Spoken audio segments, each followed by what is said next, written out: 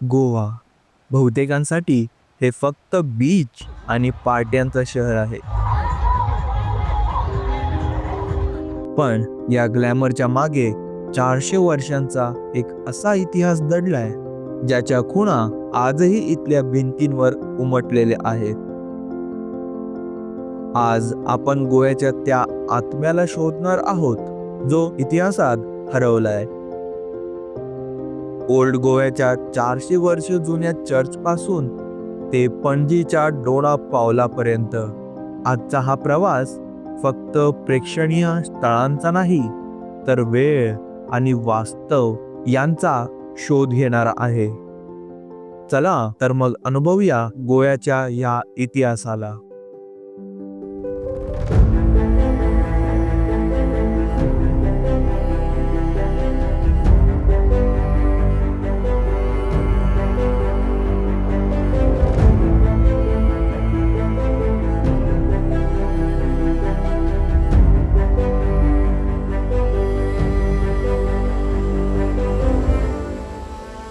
Hello मित्रांनो, स्वागत आहे तुमचं अजून एक न्यू ब्लॉगमध्ये. तर आता जसं की काल व्हिडिओमध्ये बघितलं, आम्ही आलेलो कलंगूटमध्ये.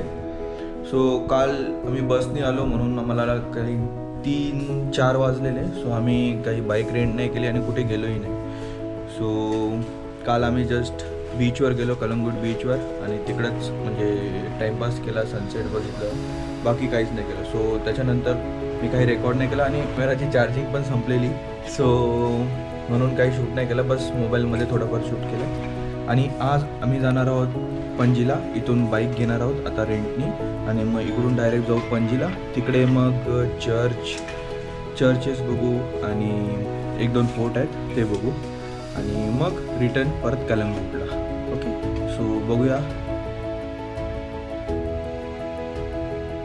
कलंगूटची सकाळ जिथे आधुनिकता आणि गोंधळ एकत्र नांदतात. आता आम्ही आमचा आजचा प्रवास सुरू करणार आहोत, आणि गोवा म्हटलं की स्कूटी तर रेंट करावीच लागणार.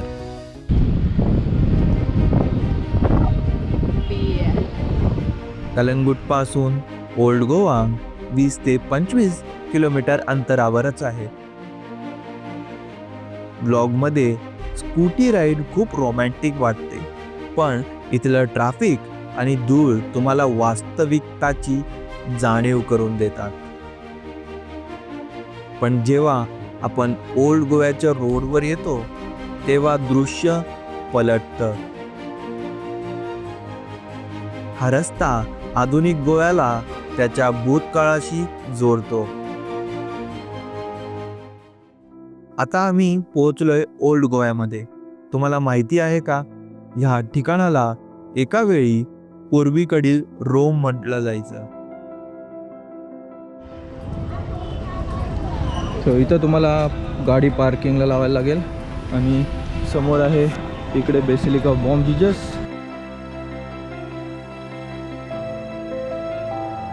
तर आता आम्ही आलो आहे इथं सेंट कॅथेड्रल चर्चला. सो पहिले इथे नारळ पाणी पितो आहे, आणि नंतर इथून एंट्री आहे चर्चला जायची.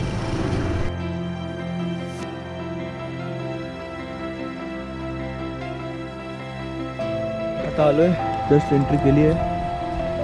सो इथं तुम्ही बघू शकता हे जे तुटलेले वगैरे असेल ते इथं ठेवलेले आहे. हे पिलर्स म्हणून आतमधलं जे काही असेल ते इथं ठेवलेलं आहे. आय थिंक हे दुसरा चर्च असेल, कारण हा चर्च तर एकदम प्रॉपर आहे.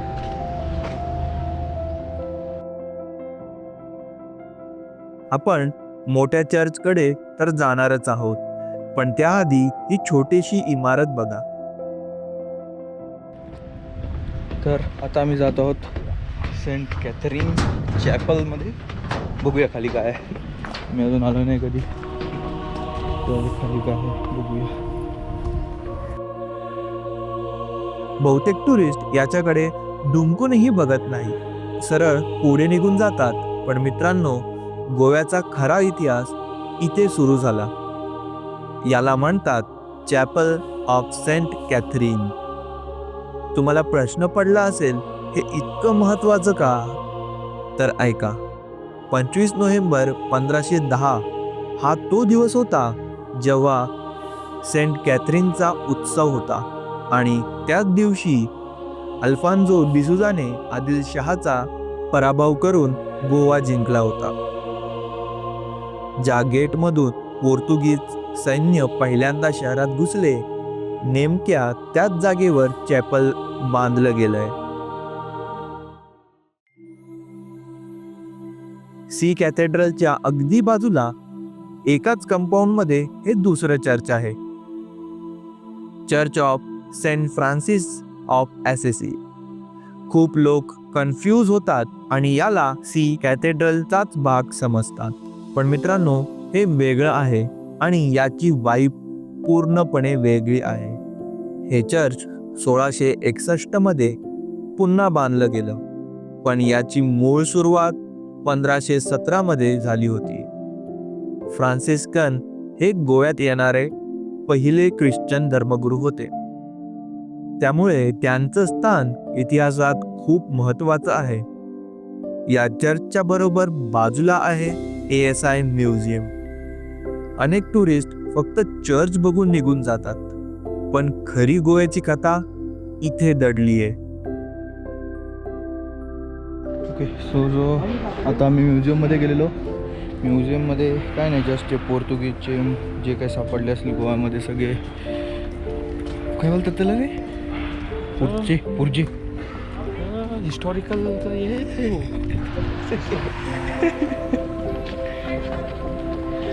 म्हणजे जे काही सापडले असतील वस्तू वगैरे ते सगळे ठेवलेले आहेत तिथे. आणि हा चर्च आहे सेंट फ्रान्सिसचा, सेंट कॅथेड्रल नाही आहे, सेंट कॅथेड्रल चर्च आहे पुढे तिकडे. सो आता तिकडे चाललो आहे आम्ही. आणि हा होता सेंट फ्रान्सिसचा चर्च. सो आता बघूया सेंट कॅथेड्रल चर्च. आणि हा जो आहे समोर तो आहे सेंट कॅथेड्रल चर्च.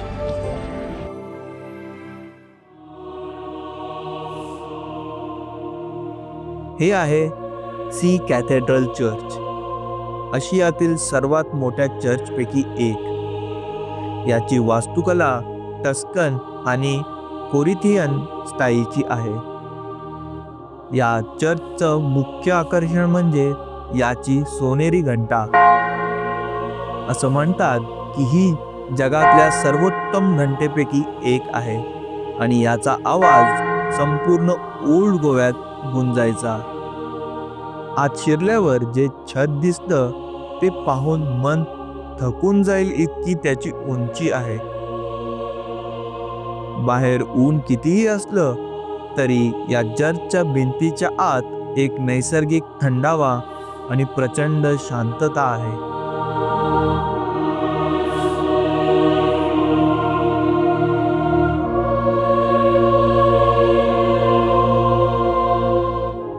सो इथून एंट्री होती. सो एंट्रीसाठी तुम्हाला ड्रेस कोड पाहिजे. तुम्ही शॉर्ट्स घालून नाही जाऊ शकत आणि कॅप आणि ते घालून जाऊ नाही शकत. गॉगल कॅप्स वगैरे काढायला लागतात. आणि काय आतमध्ये जाऊ शकता. भारी आहे एकदम मस्त चर्च. खूप मोठा चर्च आहे. आणि आता आम्ही इथे थोडी फोटोग्राफी करणार आहे आणि मग इथून निघून direct basilica of Bom Jesus चर्चला जाऊ. सो आता आम्ही चाललो बॉम जीसस चर्चला. हा होता सेंट कॅथेड्रल चर्च, तो होता सेंट फ्रान्सिस चर्च आणि बॉम जीसस चर्च तिकडे आहे. सो आता आम्ही परत तिकडे चाललो. देन त्याच्यानंतर मग आता लंच करू.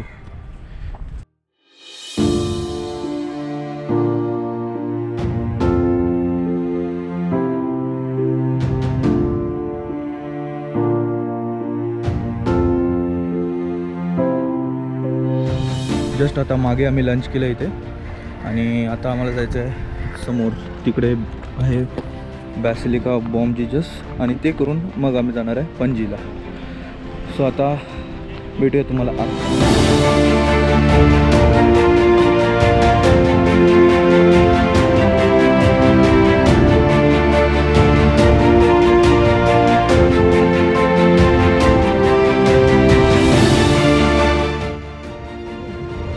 सो इथे क्रिसमसची तयारी चालू आहे सध्या. नेक्स्ट मंथमध्ये आहे. सो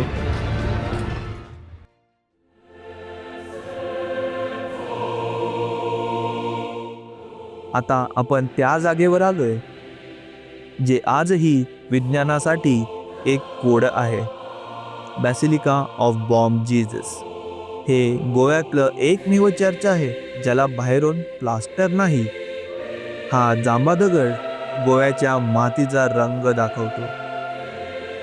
1605 मध्ये बांधलेले हे चर्च आजही तसंच उभं आहे. आतमध्ये सेंट फ्रान्सिस झेवियर यांचे पार्थिव शरीर आहे.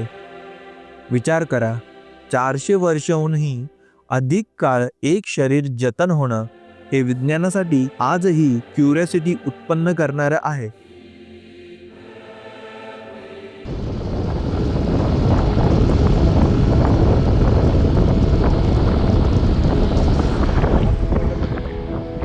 ओल्ड गोव्याच्या मुख्य गर्दीपासून थोडं दूर आलं की ही जागा लागते, सेंट ऑगस्टिन टॉवर. सो आता आम्ही आलो आहे Saint Augustine tower. Actually church आहे या साईडला आणि समोर आहे टॉवर.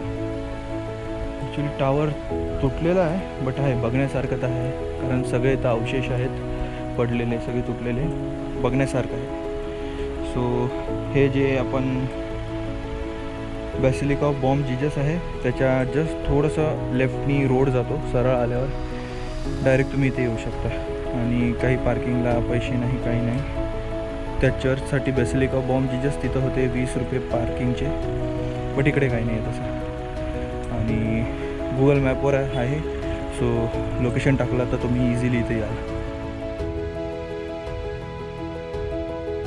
1602 मध्ये हे गोव्यातील सर्वात भव्य चर्च होतं. पण काळाची महिमा बघा, 1842 मध्ये याचा मुख्य घुमट कोसळला. आज फक्त 46 मीटर उंची टावर उभा आहे इथे. या पडक्या भिंतीमधून चालताना एक वेगळंच रहस्य जाणवतं. इतिहास कसा काळाच्या पडद्याआड जातो याचं हे जिवंत उदाहरण आहे.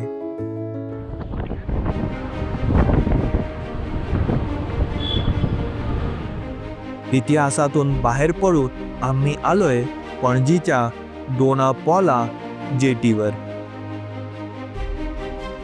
तर आता आम्ही आलो आहे डोना पावलाला, जिथे सिंगम मूवीची शूटिंग झाली होती आणि अजून 1-2 जुन्या मूवीची शूटिंग झालेली होती. तर सो हे आहे डोना पावला. बस एवढंच आहे डोना पावला. इथं यायचं तिकीट आहे 50 रुपये, सो 50 रुपीज पर पर्सन. आणि छोटा मुलगा असेल तर, मुलं असतील तर त्यांचं आहे 25 रुपीज पर चाइल्ड. आणि बाकी हे आहे. आता सध्या तरी हे बंद आहे, इथे जाऊन नाही देत. समोर इथपर्यंतच आहे आणि इथून मग जाऊन नाही देत. मे बी तुटलेलं आहे म्हणून नाही जाऊन देत. बाकी तुम्ही आल्यावर एवढं बघू शकता. आता इथे एक फेमस स्टोरी आहे की डोना पॉला नावाची मुलगी एका कोळ्याच्या प्रेमात पडली आणि तिने इथून उडी मारली होती. इथला वारा आजही एका अधुऱ्या प्रेमकथेची साक्ष देतो. ही गोष्ट आहे 17व्या शतकातली. पोर्तुगीज व्हाईसरॉयची मुलगी डोना पॉला आणि एका स्थानिक कोळ्याच्या मुलाची. त्यांच्या प्रेमाला समाजाने आणि सत्तेने विरोध केला आणि शेवटी याच कड्यावरून समुद्रात उडी मारून पॉलाने आपलं आयुष्य संपवलं.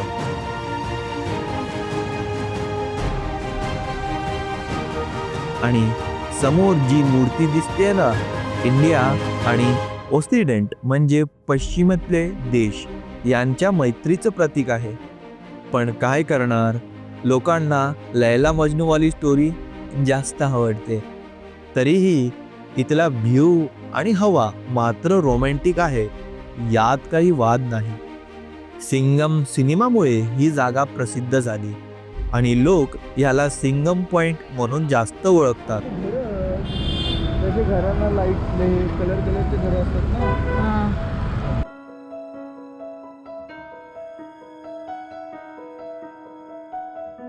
पणजी शहराच्या गजबजाटातून अवघ्या काही मिनिटांवर हा बीच आपल्याला भेटतो, मिरामार बीच. पोर्तुगीज भाषेत मीरमारचा अर्थ होतो समुद्राकडे पाहणे. आणि खरंच इथे आल्यावर तासनतास या लाटांकडे पाहत बसावं वाटतं. इथली वाळू इतर बीचपेक्षा थोडी वेगळीच आहे, एकदम मऊ आणि चांदेरी. इथे कोणतेही वॉटर स्पोर्ट गोंधळ नाही, फक्त शांतता आणि समुद्राचा आवाज आहे. दिवस मावळत होता आणि आम्ही पोचलो पणजीच्या मध्यभागी असलेल्या Our Lady of the Immaculate Conception चर्चमध्ये. सिम्बा सिनेमेत तुम्ही हे लोकेशन पाहिलंच असणार, पण म्हणतात ना, नशिबात जे नसतं ते मिळत नाही. आम्ही पोचलो आणि चर्चचे दरवाजे बंद झाले होते. कधी कधी न मिळणं सुद्धा खूप काही देऊन जातं. असा होता आमचा इतिहासाने भरलेला आजचा गोव्याचा दिवस. तुम्हाला यातली कोणती गोष्ट माहिती नव्हती? ती सोनेरी घंटा की डोना पॉलाची खरी गोष्ट? मला कमेंटमध्ये नक्की सांगा. आज काय नाही, जस्ट पणजीमध्ये पुरा पणजी एक्सप्लोअर केला. सो तिकडे आपण बघितलं ओल्ड चर्च, जे 2 सेंट कॅथेड्रल आणि बेसिलिका ऑफ बॉम जीजस. नंतर आपण डोना पावला, मिरामार बीच, नंतर अजून एक चर्च आहे तो बघितला. सो बस ते सगळं करून आता आम्ही जस्ट कलंगूटला आलो आहे रूमवर. आता इथं फ्रेश वगैरे होऊ, मग डिनर करायला जाऊ आणि उद्या इथून आमचा आहे चेकआउट. सो आजचा इथं लास्ट डे आणि मग उद्या आम्ही जाऊ मोस्टली एक तर आरंबोल नाही तर मॉर्जिम साईड.